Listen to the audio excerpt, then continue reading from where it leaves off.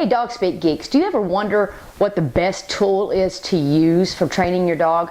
Well, I am all about not using any tools if I don't have to. However, there are times where tools are very handy. Tools such as martingale collars or gentle leader head collars, or even using a shorter leash.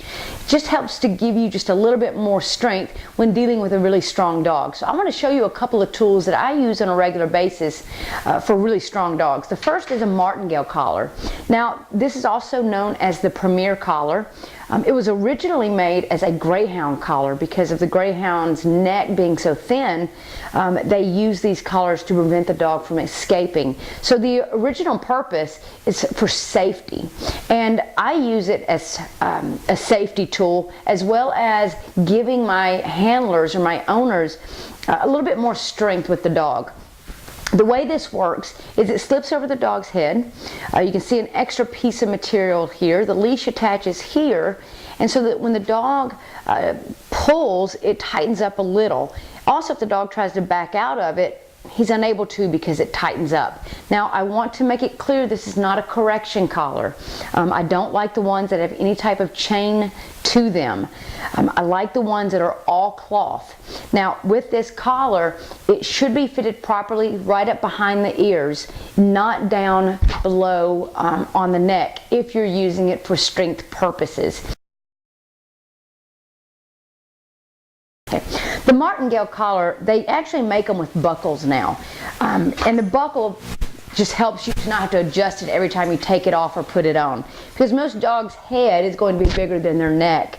So this is an older one with no buckle. I like these because there's nothing to break on it if a dog is pretty strong. So the way this fits is you're going to just slide it right over the dog's head. Good boy. And if we're going to use it for safety, then it can just hang out right through there. The leash attaches here.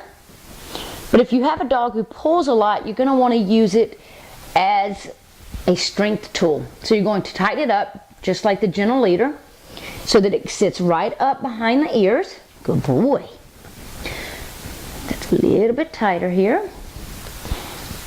Now, because it's fitting up right behind the ears, it's actually hitting the dog more underneath the chin instead of on the throat, so it's not choking him. Just pull that excess down, and you're going to hook the leash here. When you hook the leash here, if the dog pulls, we don't want to see but about that much coming up. If you have too much coming up, that means that the collar is not fitted properly. So it's just barely should come up, maybe just about 1.5 inches from the neck area. If it's too big and not fitted properly, and it's up and the dog pulls and you have this much, then you know that you need to tighten it up just a little bit. Now, the second tool is a gentle leader head collar.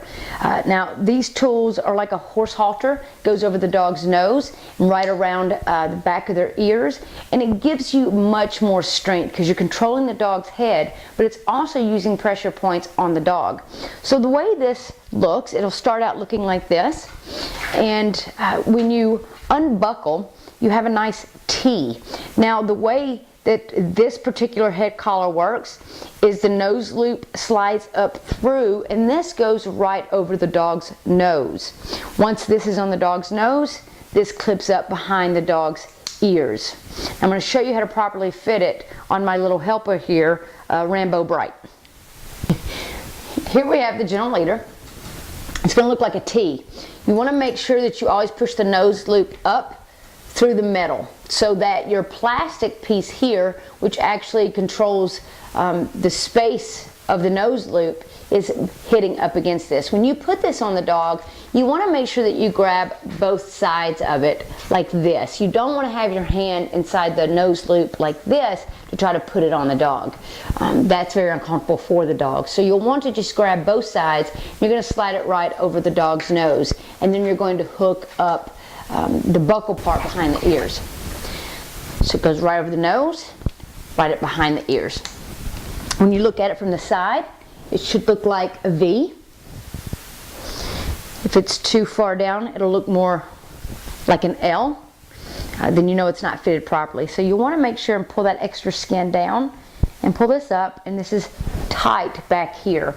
With the nose loop itself, you want to make sure it just comes to the tip and that it's comfortable. The leash attaches here, and then you have control. Regardless of using this or a regular collar, you'll want to make sure that you do not use the leash as a correction tool, which we've talked about in another video. This is just to give yourself a little more strength. Who's a good boy? If you do not have to use a tool, don't. If you can get away with using just a regular buckle collar or a quick snap collar, just to use that.